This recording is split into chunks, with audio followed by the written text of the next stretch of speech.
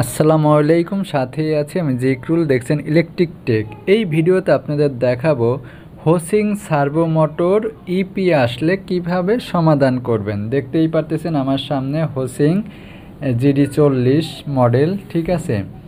এই মোটর আপনার ইপি আসে, লাইন দেওয়ার সাথে সাথে ইপি আসে, কিন্তু মোটর চলে না।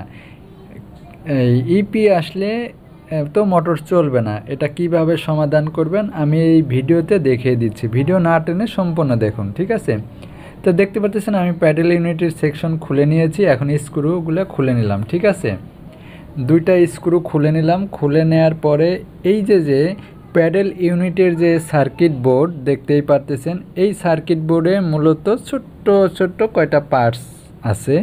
এখানে কয়েকটা রেজিস্ট্যান্স আছে, কয়েকটা ক্যাপাসিটার আছে, আর একটা হোল সেন্সর আছে।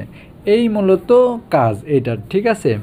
তাই এই সার্কিট বোর্ড যখনই আপনার কোনো পার্টস নষ্ট হয়ে যায়, সেই কারণে ইরোর মানে ইপি লেখা দেখায়, ঠিক আছে। ইপি লেখা কেন দেখাচ্ছে এটা আমি আপনাদের বলে দিচ্ছি এবং কি করে দেখাচ্ছি।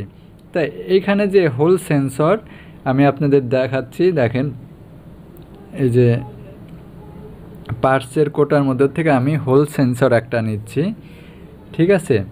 এই হোল সেন্সর মূলত নষ্ট হয়ে গেলে ইপি লেখা আসে।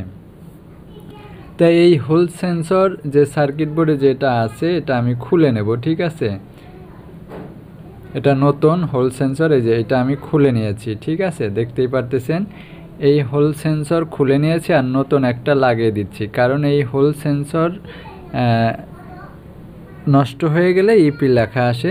তা আমি এটা লাগানোর সময় কিন্তু খুব সূক্ষ্মভাবে লাগাইতে হবে। এটা ভালো করে লক্ষ্য রাখতে হবে কোনো টার্মিনালের সঙ্গে যেন শর্ট না হয়ে যায়, ঠিক আছে। লাগানোর পর এইভাবে সুন্দর করে কেটে আপনার এটা পরিষ্কার করে দিতে হবে, ঠিক আছে।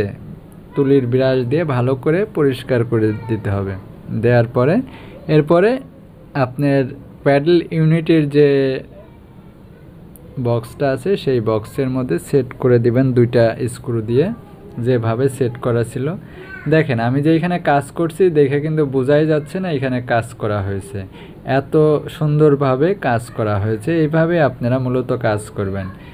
তো এরপরে যে প্যাডেল ইউনিটের এই বডির সঙ্গে সার্কিট বোর্ড বসিয়ে দুইটা স্ক্রু লাগিয়ে দিবেন।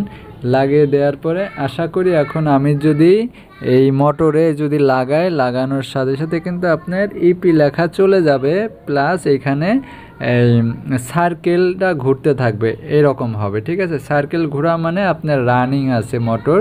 আপনি চাইলে প্যাডেল ইউনিটে পাড়া দিলেই আপনার মোটর চলতে থাকবে, ঠিক আছে। তো দেখেন আমি এখানে প্যাডেল ইউনিট লাগিয়ে দিয়েছি, এখন পাওয়ার দিচ্ছি। দেখেন পাওয়ার দেওয়ার সাথে সাথে কিন্তু সার্কেল প্রোগ্রাম ঘুরতেছে। সার্কেল যেহেতু ঘুরতেছে তাহলে আমার ইপি লেখা চলে গেছে। এখন কিন্তু আমি প্যাডেলে পাড়া দিলেই মোটর ঘুরতেছে, ঠিক আছে। প্যাডেলে পাড়া দেওয়া মাত্রই মোটর ঘুরতেছে। আশা করি আপনাদের বোঝাইতে পারছি। এরপরে যদি বোঝার কোনো ভুল থাকে তাহলে আমার কমেন্ট বক্সে জানিয়ে দিবেন। তা ভালো থাকবেন সবাই, সুস্থ থাকবেন। আল্লাহ হাফেজ।